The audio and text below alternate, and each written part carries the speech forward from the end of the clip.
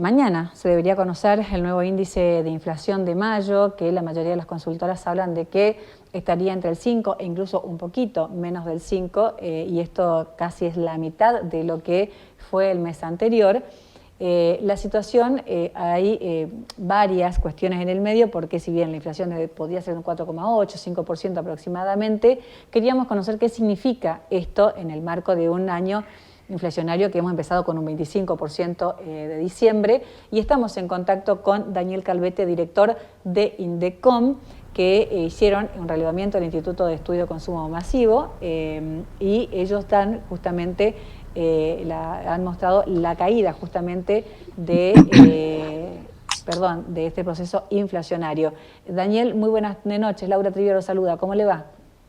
¿Qué tal? Buenas noches, ¿cómo les va? ¿Cómo Bien, están ustedes? me embarullé un poco al principio, pero la idea es hablar de este número de un 4,8, 5% de inflación que tendríamos en mayo. ¿Qué significa esto? Bueno, en principio, a ver, nosotros desde el Instituto de Estudios de Consumo Masivo venimos realizando todos los meses lo que es medición de inflación, obviamente los distintos clústeres de la economía, sobre todo lo que es consumo masivo, y fundamentalmente los hábitos y las costumbres, los hábitos de consumo de los ciudadanos y cómo cambian en función de los avatares económicos, ¿no? Lo que hemos detectado, que en función de de la medición de este último mes, esta última medición, es justamente nos da un 4,8% la inflación de mayo. Es prácticamente un 40% menos de lo que fue la inflación del mes de abril. Y por segundo mes consecutivo, cuando medimos alimentos, bebidas e higiene, nos está dando un 4,6%, es decir, menor que la inflación promedio.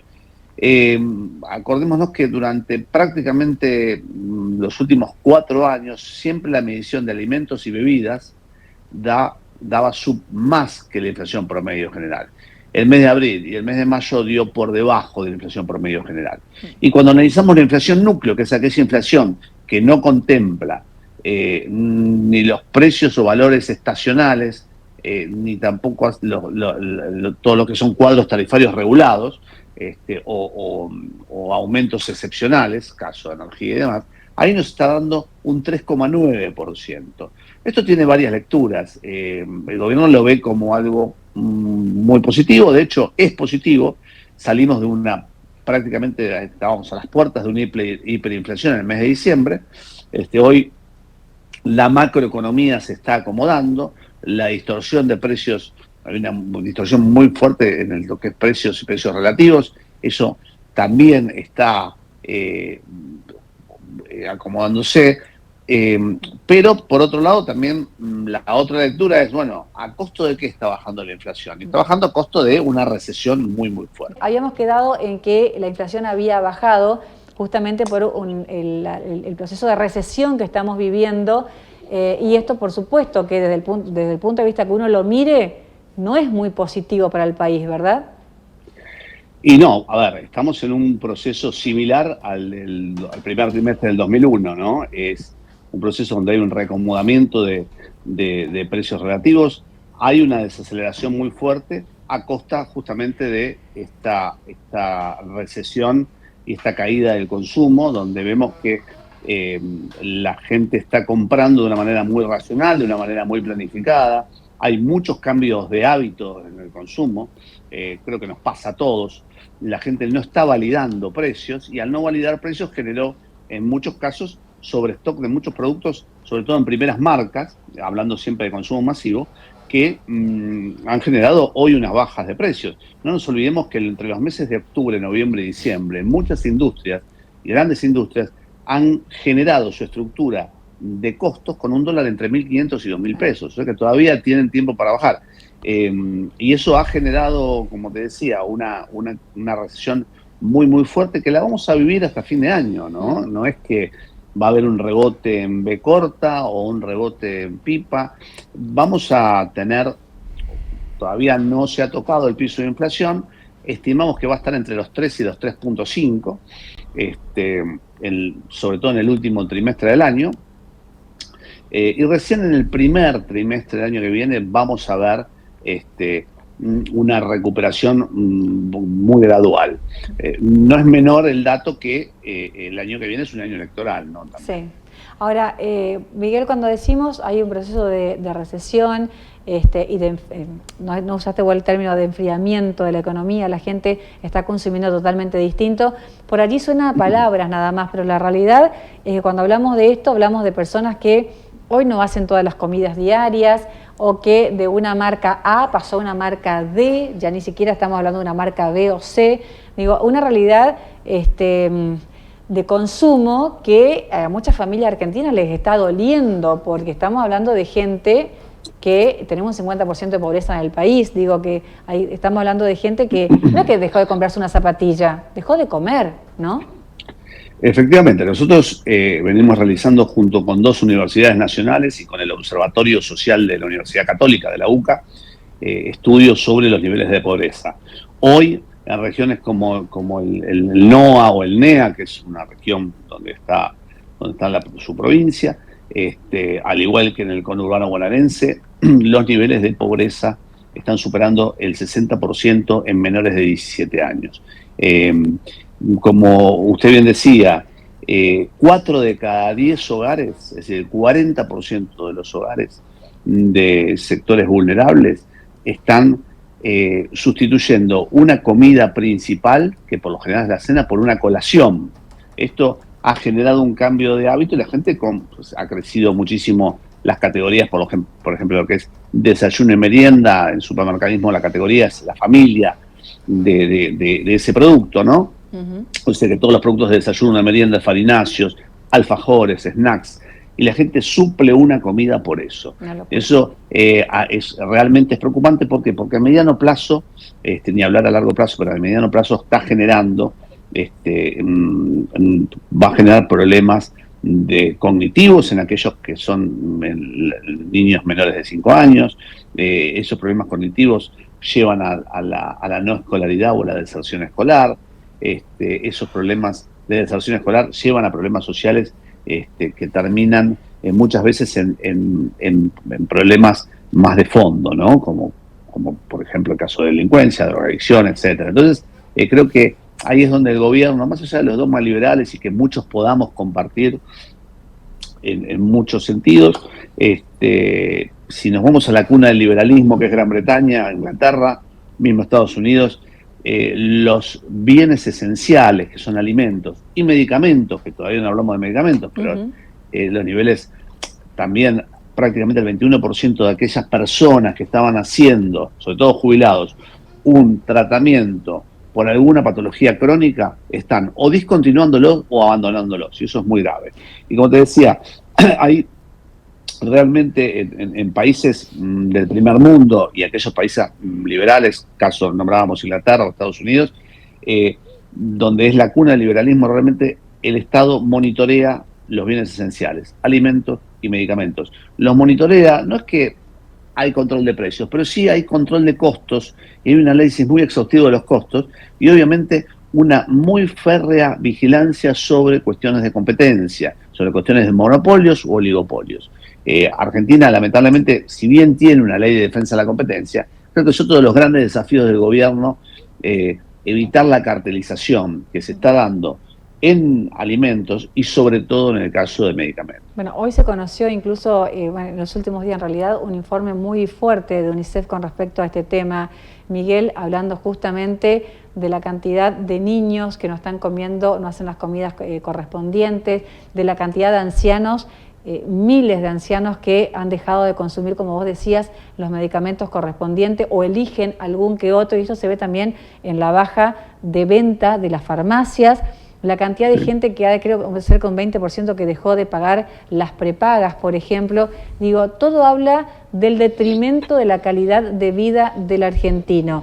Yo no sé si por ahí te estoy haciendo una pregunta más de visión política y por ahí vos estás más enfocado a los números, digo, por ahí uno tiene la sensación de que esta situación, el gobierno nacional, es como que no la está mirando, y me refiero a esto cuando el presidente Javier Milei dijo que la gente no come porque en realidad no sale a trabajar. Digo, ¿cómo lo están chequeando ustedes a raíz de, me imagino, que los testeos que están haciendo?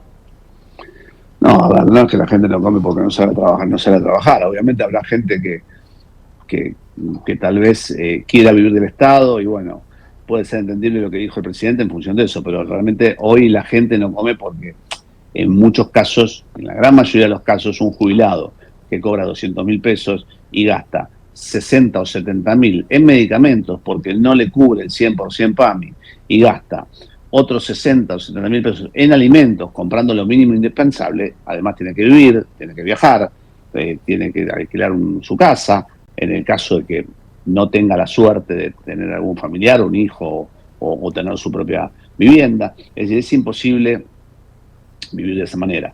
En el caso de los jubilados, en el caso bueno, los niveles de desocupación han aumentado. Ahora, ¿qué se cuestiona? Bueno, tenemos un presidente que es un macroeconomista, obviamente ante la disyuntiva y la coyuntura, dijo, bueno, opto por una política de one shot, una política de shock y no gradual, como sí lo hizo en su momento Macri, que bueno, no le fue bien. Voy a optar por esto porque ya tengo la experiencia de lo anterior. Y después voy acomodando todo. A ver, la gente también tiene una tolerancia, lamentablemente, si bien sinceró precios, quitó subsidios, desde lo macro acomodó o está acomodando prácticamente lo que son el superávit fiscal. Por otro lado también tenemos un costo social muy alto. Entonces creo que el gran desafío de ahora en adelante es resolver el tema de un gran acuerdo social de precios y de salarios, por un lado, y por otro lado la recomposición de jubilaciones y de pensiones y obviamente de salarios, ¿no? Que eso va a activar ya la economía, un poco la economía, porque, a ver, estamos del cuarto subsuelo, pasamos al segundo subsuelo, todavía no hemos llegado ni siquiera a la planta baja. Entonces, cuando se habla de recuperación, sí, es una recuperación tomando una vara muy, muy, muy baja. En realidad recuperación es otra cosa. Bueno, esperemos que sí, que se dé. No va a ser de un día para el otro. No van a sacar el cepo, no se va a sacar el cepo de un día para el otro. El cepo es muy probable que esté hasta, por lo menos hasta fin de año. Sí. Eso obviamente genera también muchas reservas por parte de los inversores a la hora de invertir en Argentina. Es fundamental, recién estábamos... muy interesante, de paso estaba escuchando lo que decía el cronista de ustedes en el Congreso. La ley de bases tiene dos ejes fundamentales, uno en lo económico, que es este embrión de reforma fiscal, blanqueo, etcétera, y otro en la reforma laboral. Obviamente nos debemos una reforma fiscal y tributaria mucho más profunda de lo que está planteando la ley de bases, pero sí, sobre todo para los sectores pymes, la posibilidad de poder blanquear o llevar a la formalidad a más de 6 millones de trabajadores que hoy están en la informalidad. Es decir, prácticamente la mitad de la fuerza laboral está en la informalidad. Y con un agravante, muchos que están en la formalidad, un empresario pyme, estábamos el otro día en la Confederación de Comercios y Servicios, un empresario pyme que tiene 20 empleados dijo, mira, yo eché a 10, pero los volví a tomar y les pago en negro. Claro. Entonces, estamos viendo como que de lo formal se pasan a lo informal y eso deteriora todo el sistema, obviamente, previsional. El gran problema que tenemos en Argentina, tenemos 1.4 trabajadores activos por jubilado cuando estamos un mínimo de 3. Exacto. Entonces, hay muchas cosas por hacer y uno de los grandes responsables es el propio Estado, no el gobierno en sí, pero el Estado en lo que es política fiscal y tributaria. Cuando vos comprás un kilo de yerba, un kilo de azúcar, una gaseosa o un kilo de pan, uno está comiendo y tomando un 40, un 45, un 50% de impuestos. Una locura. Entonces, hay muchos, el principal formador de precios es el propio Estado, más allá que hay muchos empresarios que sí son no formadores, sino deformadores de precios, son especuladores. Pero independientemente de eso, creo que hay que buscar con mucha prudencia vasos comunicantes entre todos los sectores y ponernos los pantalones largos en esto, ¿no? Miguel, la última consulta que te hago, es el quinto mes que venimos en baja con respecto a la inflación, pero dicen que sería el último mes porque el mes que viene a raíz del aumento de tarifas y demás volvería a subir. ¿Es así? Sí, el mes que viene va a volver a estar en torno entre un 4.5 y un 5.2% aproximadamente, como está ahora, por ese impacto. Pero lo que va a ocurrir de acá a fin de año va a mesetarse eso y va a estar en torno a entre un 3.8 y un 4.5. ¿Y cómo Ese se va a ser baja el de piso eso? de la Perdón, inflación. ¿cómo se baja? Porque dicen que el gran desafío del gobierno nacional es poder bajar de ese porcentaje. ¿Cómo sería? ¿Cuál sería la Bueno, opción? a ver, reactivar la economía, generar recursos genuinos, que fundamentalmente son las exportaciones o el mercado interno, pero el mercado interno está absolutamente recesivo, y facilitar a las pequeñas y medianas industrias y a las economías regionales, que es otro de los grandes temas, la posibilidad de que puedan exportar y puedan poner en actividad ese 30-35% de capacidad ociosa que hoy tienen. Claro. Pero el gobierno tiene que, a ver, gobierno y oposición, el Estado tiene que darle las herramientas, sobre todo a las pymes y a las micropymes y a las economías regionales, que son los más afectados en este caso. Miguel, te agradecemos muchísimo por estos minutitos, muy amable, muchas gracias. No, muchísimas gracias a ustedes y a toda la audiencia. Abrazo enorme. Teníamos a Miguel Calvete dándonos un panorama de esta situación.